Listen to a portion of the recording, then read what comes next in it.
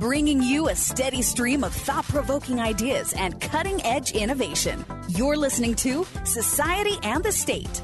Life, liberty, and your pursuit of happiness. Now, your hosts, Connor Boyack and Brian Hyde.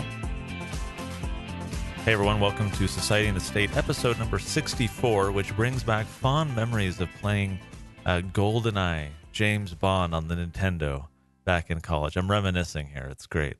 So episode 64, Connor Boyack here along with Brian Hyde to talk about, at the time of this show recording, a very recent activity, and that is the State of the Union. I will say, Brian, when you pointed out, actually, was it you or somebody else, I can't remember, pointed out to me that the State of the Union was that evening. It was you and I, right, talking the other morning, and I had no clue that it was happening that night, blissfully unaware, and I take great pride in that fact because, as you well know, it's well advertised, right? Everyone knows this thing is happening. It's kind of a celebritarian fanfare kind of thing almost. Yeah, to hear the media tell it, there was nothing in the world more important than Donald Trump's first State of the Union address the other night. Now, we want to dig into why the State of the Union address is really kind of dumb, for lack of a better word, but there is some constitutional backing behind it. So in Article 2, Section 3 of the United States Constitution, it requires the president to, from time to time, give Congress information on the state of the union and recommend to their consideration such measures as he shall judge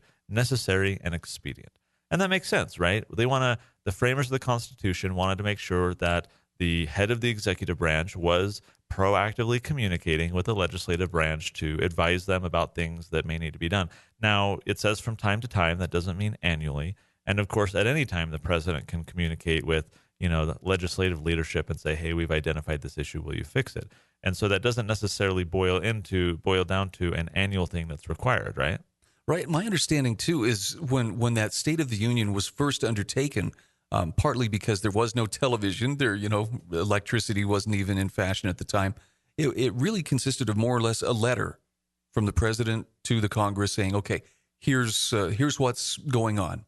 And it was less of an event, which I don't know exactly when it morphed into an event, but it's like political circus. It is, and you're right. I want to add a little more context to round out what you just said. So actually, the first couple of presidents did provide speeches to Congress. So George Washington, John Adams, they would fulfill this obligation, this constitutional mandate on the presidency by speechifying directly to Congress. Thomas Jefferson put a stop to it in 1801. He didn't really like the monarchical pretenses involved in speechifying basically to Congress, and so he chose to instead do a written letter to Congress on the State of the Union. Right, this simpler, less grandiose form to discharge this obligation that's in the Constitution. They just wrote letters. This lasted, and I found this interesting. Only in digging into this for this episode did I realize when it flipped, when it changed back from writing letters to speechifying. Have you looked into it, Brian? Do you know the answer? Okay, I don't. So pick a president post Thomas Jefferson. We're putting Brian on the spot here, but I have the answer in case you don't get it. Which president would you imagine that would transform, that would want to do this speechifying, propagandizing type of approach? Any names come to mind? I'm going to pick some low-hanging fruit and guess Abraham Lincoln. Okay, I would have probably guessed the same thing. It actually lasted, the letter writing, longer than that. It was Woodrow Wilson. Oh. Okay, so Woodrow Wilson. And the reason why I think that's another, not perhaps obvious guess is that Woodrow Wilson was very much a craftsman in intentionally manipulating other people's actions and thinking. Recall that it was Woodrow Wilson who had a close association with our friend and the author of the book Propaganda, Edward Bernays, that we've talked about before. And that's where Edward Bernays, through Woodrow Wilson's administration, really honed a lot of these government propaganda techniques that are not only utilized by governments today, but then when he took it to the private sector and turned it into, quote, public relations, and now corporations engage in the same thing. So there's your answer. It's since Woodrow Wilson that we've had speechifying once again and these kind of grandiose events. And it seems like it was right at the tail end of Woodrow Wilson's presidency that radio came into being. And then I presume from that point on, it's kind of become a national event. I stopped watching it years ago, too. And I'm going to give my reasons, but I'd be very interested in hearing your reasons. For sure. To me, it just seemed that it was a show. And it was almost like a popularity contest. Oh, look who's clapping. Look who's not clapping. Look who's not standing. And it seems like that has grown worse with every year. And at the federal level, I think the corruption is almost complete. So I really don't have a lot of interest. I'd be much more inclined to follow up on maybe what our own governor, Gary Herbert, in the state of Utah was doing in his State of the State address, simply because I think that's where there may be more pertinent information. But mostly I don't watch because I don't feel like any of it applies to me. I don't have a dog in that fight. For sure. And you and I have talked before, Brian, about the importance of focusing on substance rather than superficiality. And this is just a showcase of superficiality. I mean, that's what I think these State of the Union addresses boil down to. I'm going to read a few paragraphs, take the liberty of sharing an excerpt from the New York Magazine. They published a post just a couple days ago at the time of our recording called Abolish the State of the Union Address. And I think these few paragraphs really hone in on what the problem is here and why the entire affair should just be done away with. So here's what it says. Every now and then, as we approach the ritualistic agony of yet another State of the Union address, voices are raised describing the absurdity and offensiveness of the tradition.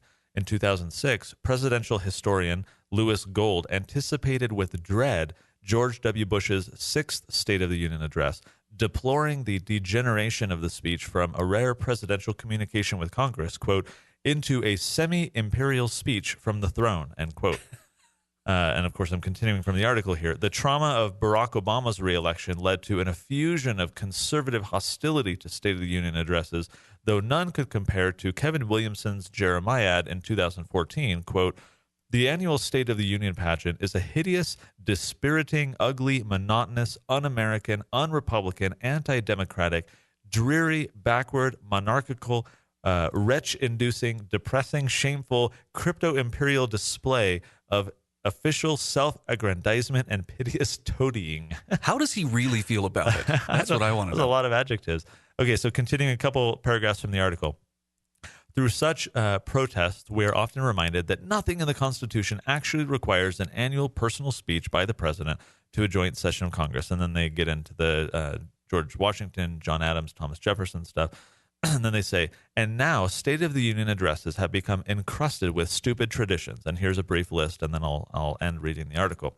Here's the list. The members of Congress jockeying for aisle positions so they can be seen shaking hands with or embracing POTUS, the President of the United States. The procession of military leaders and Supreme Court justices into the House chamber, signifying the great leader's universal power. The puppet-like reaction of members to nearly every phrase of the speech as they stand, sit, cheer, and don't cheer as dictated by partisan signals. The real people in the galleries, and they capitalize the real people. The props. Exactly. To illustrate this or that presidential talking point whose value is calibrated according to their proximity to the First Lady's seat. Two more. The opposing party's, quote, response to the address, typically canned before the address itself, and thus usually a model of bland generality. And then finally, the snap polls and focus groups conducted by media outlets seeking to reinforce the event's awesome political significance, which usually fades within hours. And so I think this really encapsulates some of the problems, right? It's, as you said, it's theater. Yeah, well, I would just ask this. What changed? Did anything of substance change from the time that the president, in this case Donald Trump, delivered his State of the Union address? Was there anything substantive that changed as a result of that? My answer is I don't think so. I can't point to anything. There was a lot of cheering and there was a lot of posturing before the cameras, but nothing of substance changed. And I'm going to temper this by saying, look, I'm not. I would not categorize myself as a supporter of Donald Trump, but I'm a lot happier that it was him delivering that address than Hillary Clinton, and I hope that makes sense.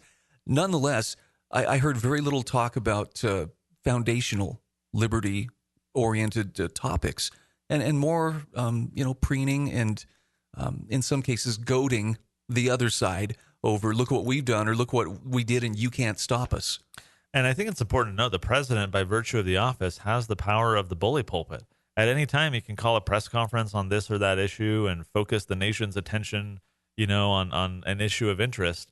And fine, all well and good. And then we can debate that topic and see if there's going to be legislation or whatever. but this kind of comprehensive review of talking points that we're going to package up into this applause-inducing spectacle, I think is unbefitting a nation that supposedly stands for these underlying principles at the foundation of this American experiment. And I think it just shows the degree to which we've deviated from that. And the substance is gone. No one cares about it. And I posted a meme on Facebook, which I thought was especially relevant here, where it's Kelly, what's her name? Kellyanne Conway, I think.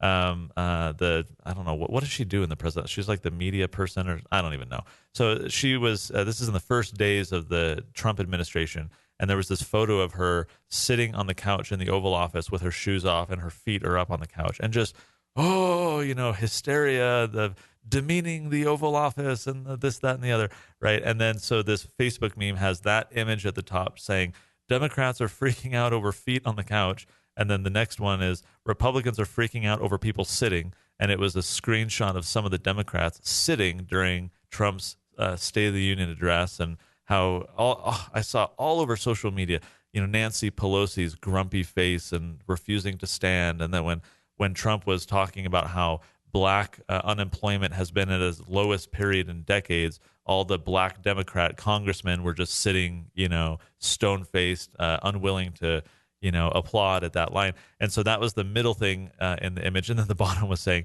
and here's libertarians saying, we're $20 trillion in debt, right? Exactly. Like, let's talk about something that matters, for heaven's sake. Why are we focusing on all these inane, silly, petty things? And I think that, writ large, is the problem with the State of the Union address. I agree. And this is the part that concerns me. First of all, I read the transcript of Trump's State of the Union address, and I have to say, it was extremely well written. Maybe Edward Bernays is smiling, nodding in Sure. but it hit all the right points: family, God, country. There was strong emphasis on military and police, which, they're nice national emblems. And it resonated very well with the Republican base, and actually with a lot of independents as well. But I come back to the idea, did it change anything? Is anything in the way that Washington is conducting its business really going to change as a result of that? And I think it lulls a lot of people into a false sense of, wow, we've got it made. Our guy is in charge. He's going to drain the swamp, and everything is going to be great. And I think you and I both recognize that, no, it's not. The change isn't happening. There's lip service going on there, and people's heartstrings are being plucked, but nothing of substance took place. And I think it's, theater is great in and of itself for pure entertainment value, right? You want to go to the theater, you want to watch a movie, you want to watch something that is, this deceptive conjuring of a different reality, and that it is that. You have the expectation that this is just portraying a different thing. It's not meant to be real. The problem is when theater is happening, but everyone thinks that it's real, when it's like virtual reality almost, when someone is tricked into believing that this virtual reality that they are thrust into is actually reality. And the problem I think that so many people have is that they see this as the way things are and the way things ought to be. And this is just what we need to do and should do and have always done. And, per George Orwell's 1984, everything else that is different goes down the memory hole to be burned. And people don't realize, well, wait a minute, there was a time when we didn't do stuff like this. Wait a minute, there was a time then when perhaps we focused on more important matters. That's not to say that none of the issues that were brought up were not important, right? But as I said, you got the bully pulpit, write an op-ed whenever you want, issue whatever proclamation you want, but do it on the basis of that issue itself. This is just cheerleading, and I don't know, maybe it's the guy in the part of me that I don't really care for sports and all the pep rallies that we would do back in high school, and the cheerleaders would be up trying to whip everyone into a fervor. Go team, right? We're the best. We're going to defeat the others. They are the enemy. We're going to dehumanize them. I just have kind of this, I don't know, subconscious revulsion to those types of ideas. And I see a lot of that in politics today. I think it was Lou Rockwell, or was someone Lou Rockwell was quoting a few years ago regarding the State of the Union address, referred to it as fascist jumping jacks, based on how everybody, jumps up to applaud. And again, you outlined, some people applaud, some don't. The dour faces of those who are in the opposition. The question I have is, what really changes? And I'll take, for instance, some people are just happy as can be that it was Donald Trump delivering the address. There's a lot of people who are doing their very best to try to see him removed from office, pushing Russia interfered with our elections, and therefore he's an illegitimate president, so we should impeach him. So I have a question I want to pose, and I'm asking this in all sincerity, and I would ask it whether it was Trump or whether it was Hillary or anybody else in that office. Pull the president out of office, remove him from office. What would actually change? Because in my thinking, the two-party regime would still be corrupt. They'd still be power-hungry as ever. Democrats and Republicans alike would be consolidating power over us and diminishing our freedoms. They'd be taxing and regulating us outrageously. They would continue to spend money they don't have, $20 trillion at last count, to prop up the warfare welfare state. We'd still be spied on without due process. Our popular culture would still wallow in crippling, life-debilitating resentment and entitlement. None of it would change, which makes me conclude that most of the politicians, whether you're cheering them or jeering them, they're a symptom of the larger problem. And that larger problem is government no longer observes its legitimate, proper limits. It just does what it wants. It justifies it. It has judicial sophistry to fall back on if it needs to make an excuse if someone protests. But nothing really seems to change at that level, which brings me back to the idea of, so what can we do that might affect substantive change? Well, and that obviously is a big question that we perhaps should roll over into another episode, or perhaps that we've talked about in past episodes, because it is important to focus on the substance. It is important to focus on doing things. And I think, it's to the credit of those who didn't watch and don't care that we got other stuff to do. There's action to be done, to be had. And that's my concern, is that people are lulled into a false sense of complacency. Think of security theater in the TSA, and we just assume that we're all safe because this theater is happening, and we're persuaded to believe that it's accurate. And then people perhaps don't take other cautions or appropriate steps to make sure they are secure because they're confident that these people are taking care of it. I think it's the same way with political theater. We've got some really weighty issues to work through, a lot of big problems that you've articulated. Actions need to happen. And if we're led away to believe that what we're seeing is, our fierce leader, our great leader is at the helm, things will be great. We can go back to sleep. We can relax. Precisely. Our team will win. The cheerleaders have convinced me, so I'm just going to go sit on the sidelines now like a spectator, right? This is an active sport in which we all have to participate. Otherwise, we're probably not going to head in the right direction. I would encourage people to take a look at a book that was written a long time ago by Albert J. Nock called Our Enemy, the State. And I'm not saying that everybody who reads that book is going to be nodding their heads in thoughtful agreement, but Nock, clear back in the 30s and 40s, recognized and gave voice to the idea that the whole partisan back and forth, that's not where the real battle is taking place. The real battle isn't Republicans versus Democrats or left versus right or conservative versus progressive. It's the state versus us and our individual liberties. And when you see that theater playing out like in the State of the Union address, all that's doing is glorifying the existing system, the two-party, one-party system, without giving any real weightiness to the value of individual liberty and the need for the individual to be protected from the predations of the state. Love it. So, Brian, let's link to that on today's show notes page, along with the New York Magazine article that I mentioned about abolishing the State of the Union. We will put both of those on today's show notes page, which is societyandthestate.com/64. You guys now have a goal. Try and be so active in your life that 1 year from now, you're not even aware that the State of the Union is about to happen. You're busy doing good things. So there's your goal. You got a year to ramp up to that. And whether we abolish the State of the Union or not, for you, it will be abolished because you won't care anymore and you can be engaged in a good cause. So, guys, thanks for tuning in. We'll see you next time on the next episode. You've been listening to Society and the State. For show notes, archives, and more great content, visit societyandthestate.com.